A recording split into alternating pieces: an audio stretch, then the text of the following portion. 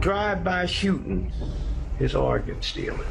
I'm worth $50 million and I need a kidney. And you know, kidneys are pretty sensitive. You gotta find somebody who really got the kidney that matches yours. You think I'm gonna wait till somebody die for me to get one? If I don't get one soon, I'm gonna die. So guess what I'm gonna do? I'm gonna pay somebody to go research people. Okay, let's go look at all the black organ donors. Let's look at all the black people who got organ donor on their driver's license, which is why I'm not a friend of that. I say, if you wanna donate your organs, put it in your will. Say that if I die, this can go to my family, my relatives, my friends, or whomever. But when you put it on your license, I believe you make yourself a public target. And so what did they find? We got a guy in Los Angeles. He has the same blood type as you, same kidney type as you likely. He healthy though, he ain't likely to die no time soon.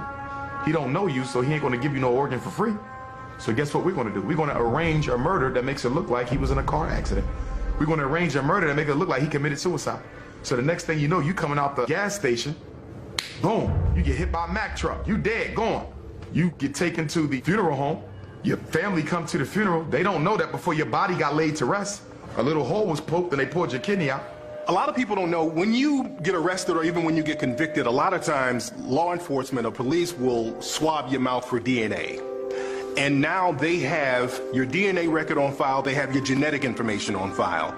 And you have to understand, with law enforcement, a lot of times they'll sell your information to tabloids and, like, especially celebrities, they sell their information to tabloids and magazines and news outlets all the time. So it's not a stretch to believe that they won't use your DNA or your genetic information for nefarious reasons. You, my son, cops come by and inform me you just been shot dead. You don't have jurisdiction over that body. That's the coroner. You can't get that body till the coroner release you. So we'll get released, we go down and pick it up, and I see all these cuts and these stitches. I just thought they was doing a routine investigation, following the family. I didn't know they took your organs. I'm under all this stress, my son is dead. Yeah, you buried now, I can't dig you up because the court got to have permission. Most of those cases is organ stealing. That's when you go to the butcher shop, they got the parts of the body labeled, how much it costs to get a thigh. What's it say? Donating your body to science.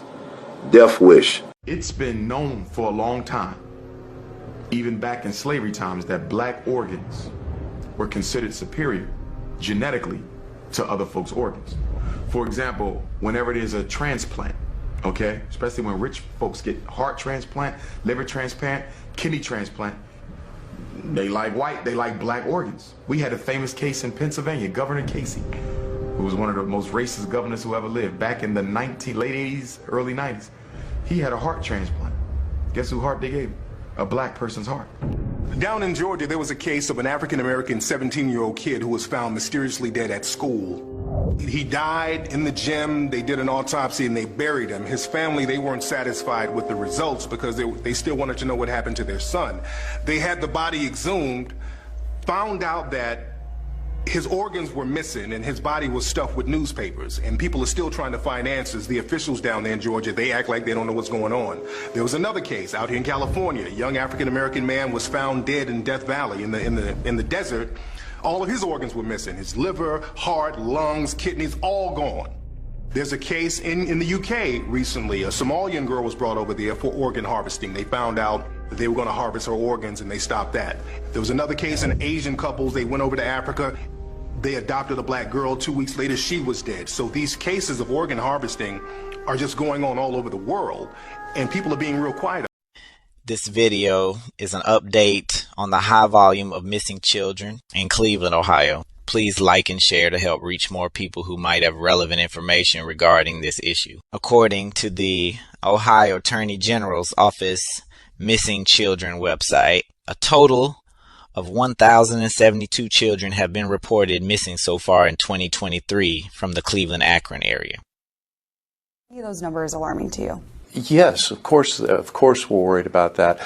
Now, what we know is when we look behind the numbers, some of those represent repeated runaways. Are you fearful there's children that are falling through the cracks? I'm fearful of all kinds of things that fall through the cracks, including missing children. The authorities say they are concerned that the youths are being trafficked or becoming involved in gang activity.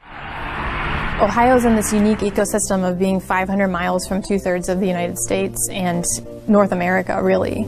So it's a matter of opportunity, right? It's not just that Toledo is the worst, but it's that it's easy for me to move someone in and out without notice or detection. I have to warn you about this following video you're about to watch. 25 children were rescued from a teacher that was going to take them for a ride.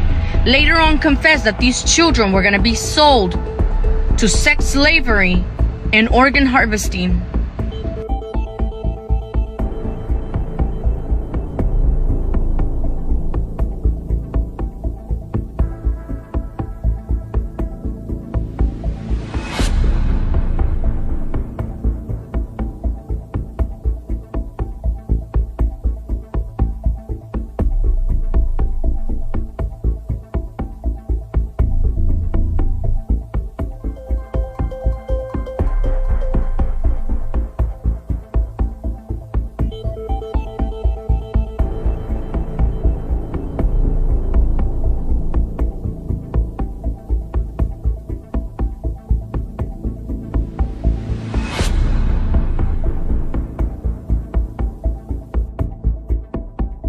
Jameer was last seen July 25th. His body was located 7 days later in the Meherrin River.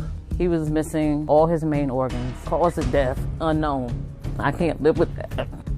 Somebody did this to him.